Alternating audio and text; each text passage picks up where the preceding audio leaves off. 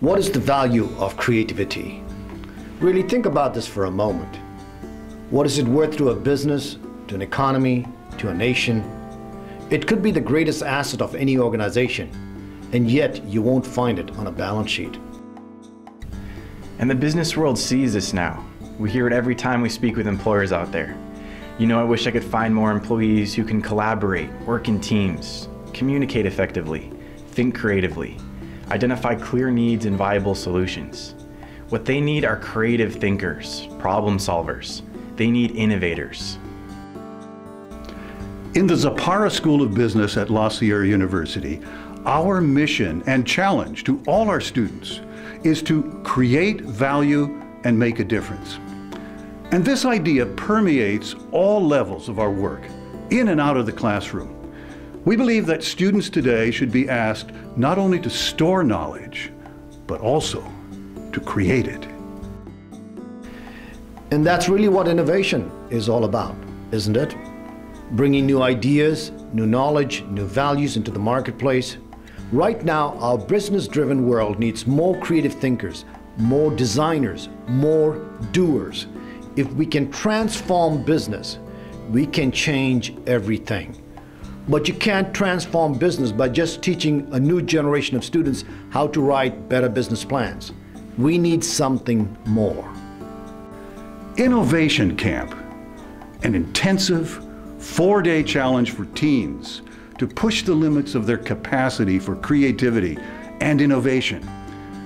This July, we hosted 25 high school juniors, seniors, and recent graduates in this new and unique experience. And to be honest, we weren't sure what to expect. We were asking these young students to come up with a viable product concept for the marketplace in just a few short days. We brought our best. Students and faculty from our award-winning Students in Free Enterprise team served as coaches. We started day one with creativity expert Joanna Johnson as our featured speaker. On the first day of camp, I remember we had to build a tower out of one big marshmallow and I don't know how many spaghetti sticks. And most people took the marshmallow and made it into a foundation for the spaghetti sticks. But there was one team I remember, they actually took tape and they just taped it up to the ceiling because the goal was to make the highest tower. And they taped it up, and that kind of just opened my eyes to how we should think more openly and more innovative instead of just conventional.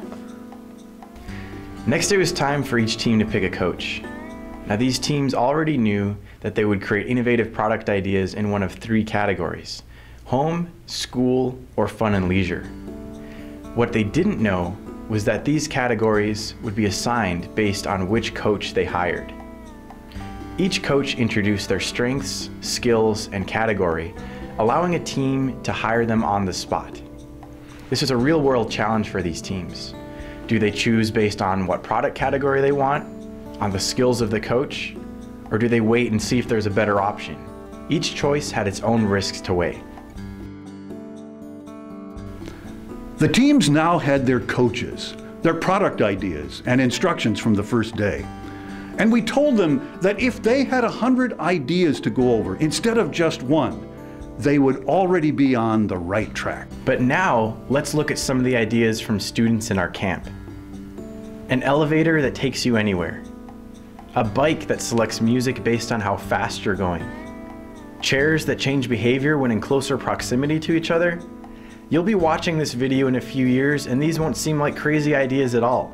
But it is ideas like these that lead to the next groundbreaking innovation. We were brainstorming, we came up with maybe selling oxygen in a can, flavored oxygen. But our final product was actually a go bed, which is a futon bed that folds up and you can take it with you and it travels well. We had teams of students visiting local sporting goods stores to talk to customers and employees about their products. Students were visiting schools to inspect lockers and meeting a chiropractor about the impact of these uncomfortable school chairs. One team turned a classroom into a teen bedroom, complete with a mattress, bean bags, mini fridge, and even laundry scattered around the floor. A professor came by after finding a 4-member tent and a basketball hoop in a classroom that night, concerned that some of our college students may be pulling pranks around the building. It was really a sight to see. Day 3 was all about prototyping. That morning, with all of the students gathered in the main meeting room, we brought in Legos, glue guns, memory foam, cardboard, PVC pipe, lampshades, seat cushions. I'll be honest, about half of my garage was in there. And you could see it in their eyes. The students were already coming up with ideas about how to use these items to create a design prototype. The prototyping made their ideas tangible. As we walked from room to room, we observed teams of students testing, changing, improving their original designs to create a better experience for the user. We really start to narrow down our ideas because our target audience or target product market was teenagers, just people like us. And then we also had like a realistic limit as to what we could make. Then we started to get to the real products that we could actually make then. By day 4, we had high-functioning student teams. They jumped right back into completing their design prototypes and preparing a final presentation for our judges. We brought in the best group of judges. Tim Streeter, Executive Vice President and Chief Credit Officer at Security Bank of California. Dom Betras, President and CEO of Family Services.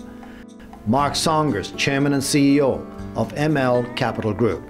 All experienced in understanding the importance of innovation while managing the risk in businesses.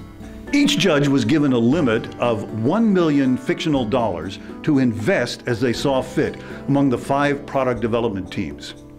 Now this meant that they could choose to invest the full amount in one product, distribute it among the teams, or even choose to invest nothing.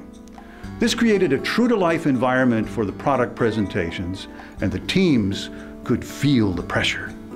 First up was the backup backpack team in the school products category. They designed a backpack with a built-in seat cushion that folds right out of the bag. Next was the Go Bed team in the fun and leisure product category. This team created an impressive lightweight fold-away bed design from scratch, beginning with a single piece of cardboard, memory foam, and fabric. The next presentation came from the Wave Cooler team, working in the home products category. They took the mini fridge all the way back to its core concept, creating an attractive and inexpensive desktop-sized drink cooler. The Classroom Gurus in the school products category took a fresh look at a product that has remained largely unchanged for generations, the school locker, creating one designed for students by students.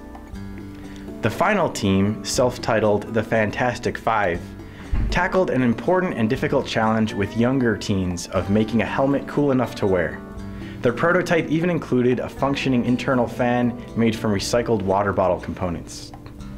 But the big winner of the day was the backup backpack, finishing on top with an investment of $1.3 million from the judges. This is just the beginning for these students. If they can do all of this in only 4 days, just imagine what they can accomplish in life.